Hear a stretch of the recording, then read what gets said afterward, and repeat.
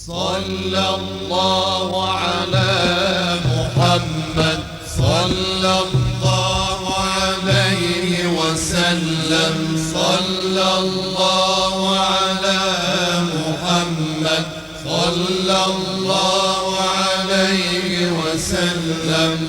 Assalamu alaikum wa rahmatullahi wa barakatuh. So inshallah we're going to continue with the subject of Shamail. So we're in chapter 29. So if we're going to put the date, and the title is The Messenger of Allah Recitation of the Quran. So the first is from Ya'la ibn Mamlak relates that when he asked Salama about the Messenger of Allah recitation, sallallahu alaihi wasallam, she began to describe it as being recitation in which each letter would be clearly distinguished from the other. So Salama, she was the wife of the Prophet sallallahu alaihi wasallam. She was the mother of the believers.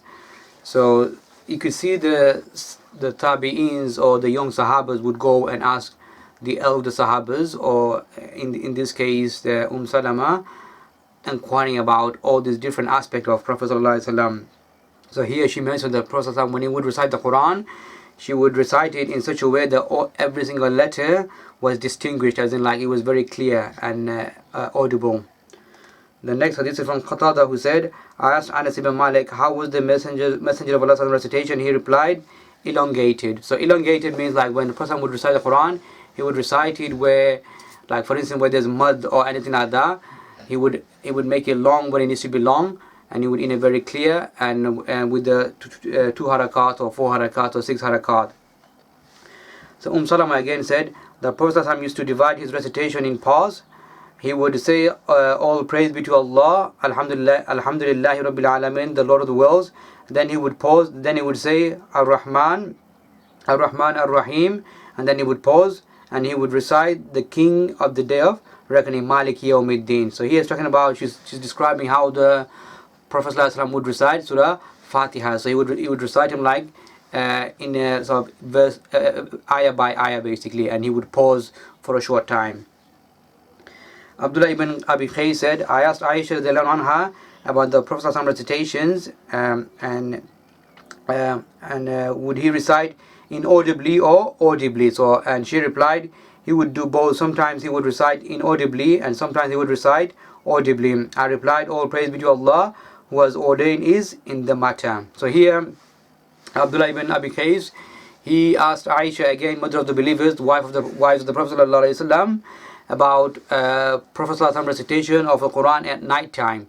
And so she's describing, so sometimes he would recite when in the salah, sometimes it would be loud, sometimes it would be quiet. And you could see the beauty of our religion. Somebody might feel confident and comfortable to read loud. For them, they can do that. Whereas others, they might feel more comfortable to read it quietly, in which case it's fine for them. Both are sunnah.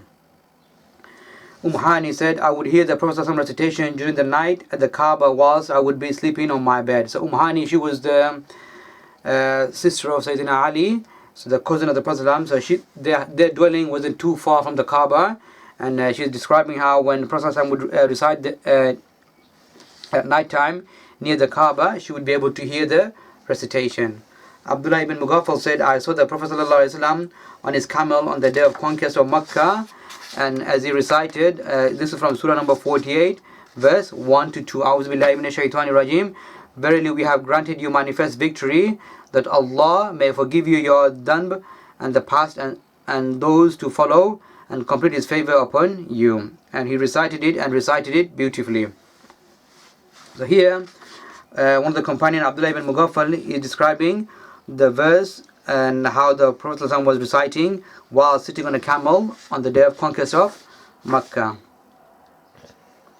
And the next one, Qatada, who said, Allah did not send a prophet except one who had a beautiful face and a beautiful voice, and your Prophet ﷺ had a beautiful face and a beautiful voice, yet he would not recite repeatedly in a singing manner. So here a couple of things. One is we believe that all the prophets and messengers, they all had beautiful feature, both their face and their body and everything was beautiful, handsome, and they all had beautiful voice as well. It was very clear.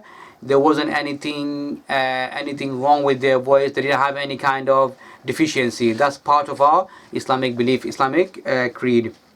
And same with our Prophet ﷺ. he was very handsome, beautiful in terms of his facial feature wise, and also his voice was very beautiful. And the other thing he describes, that when the Quran is being recited, it should not be done in a singing manner. So unfortunately some people do that. So when the Quran should be recited, it has its own you could say rhythm or melody, not in a singing melody, but like a melody of its own. That's why some of the qaris, when they recite the Quran, it traces its back all the way to the time of the Sahabas. So that's why it's very important to recite it in such a way that it's not copying any music or any tone from any song or anything like that. Some people do that, even though they might be reciting the Quran with tajweed and everything. Sometimes the tone, the tune, you could see that because they might have heard from somewhere else, that and they tend to like sort of do it in that manner, which is wrong. So the Quran should not be recited in a singing tone. It should be done in a beautiful melody or in his own distinctive way, but not in a singing tune or anything like that.